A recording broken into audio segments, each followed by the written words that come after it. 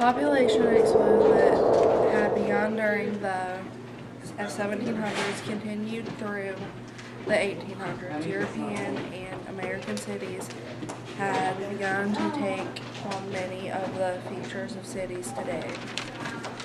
Standards of living rise. Wages varied throughout. I got her freaking out. World unskilled laborers earnings less than skilled workers. Farmers' laborers barely scraped by during the economic slump of late 1800s. Overall, through standards of living for workers did rise. Some workers moved to the suburbs, traveled to work, subways, and trolleys. Between 1800 and 1900, population of Europe more than doubled. This rapid growth was not due to larger families. It was due to nutrition improved. Medical advances and improvements in public sanitation also slowed death rates.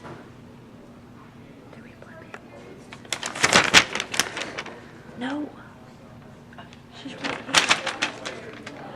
Some conditions, despite efforts to improve cities,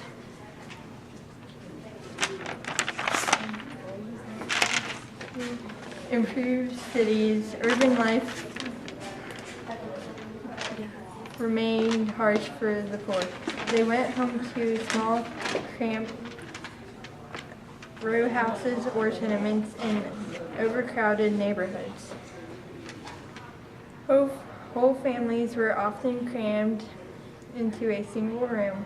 Unemployment or illnesses meant lost wages that could ruin a family. High rates of crime and alcoholism were a constant curse. The allure of the city. Despite their drawbacks, cities attracted millions. New residents were drawn as much by the excitement as by the promise of work. Music halls, opera houses, and theaters provided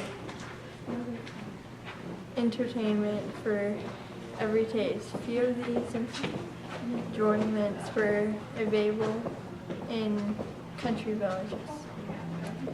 Working class advances. Workers tried to improve the harsh conditions of industrial life. Business owners and governments tried to silence protesters. Mid-century, however, workers began to make profits. In 1840, anesthesia was first used to relieve pain during surgery, allowed doctors to experiment with operations that had never been possible, insisted that surgeons sterilize their instruments and wash their hands before operating. Use of antiseptics drastically reduced deaths from infections.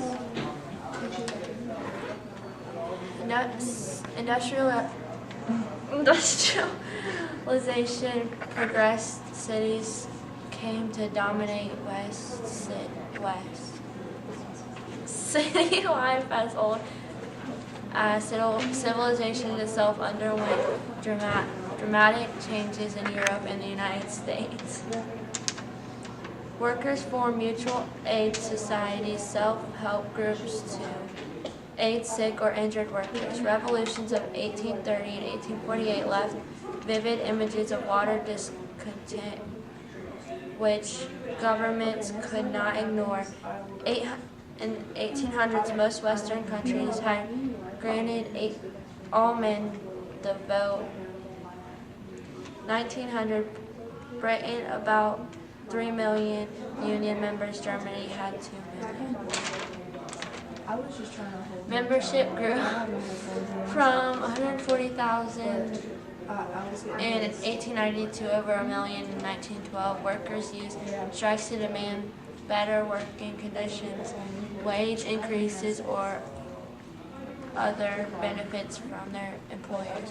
Violence was often a result of strikes, particularly if employers tried to continue operating their business without the striking workers. Employers often called in the police to stop strikes. Other laws limited work.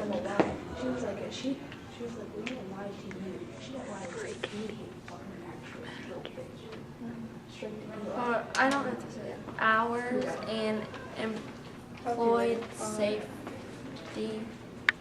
Germany and then elsewhere, Western governments established old age pensions as well as disability insurance for workers who were hurt or become ill.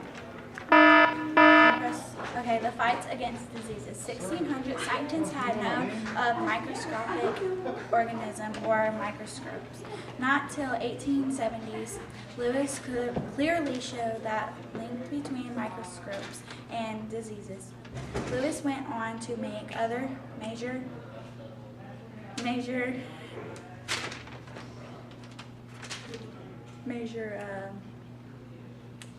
what's his word?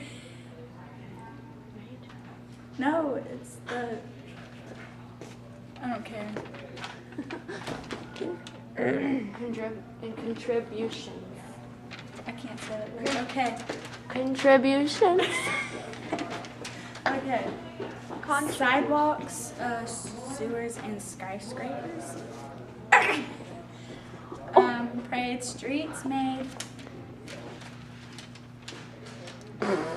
more areas much more visible. Variables. First, gas lamps, and then nights, increasing safety. Beneath the streets, sewage systems made cities much healthier places to live. In Paris, sewers lines expanded from 87 miles in 1852 to more than 750 miles by 1911. Cut death rates. Drama in 1990s. We're using steel to contracts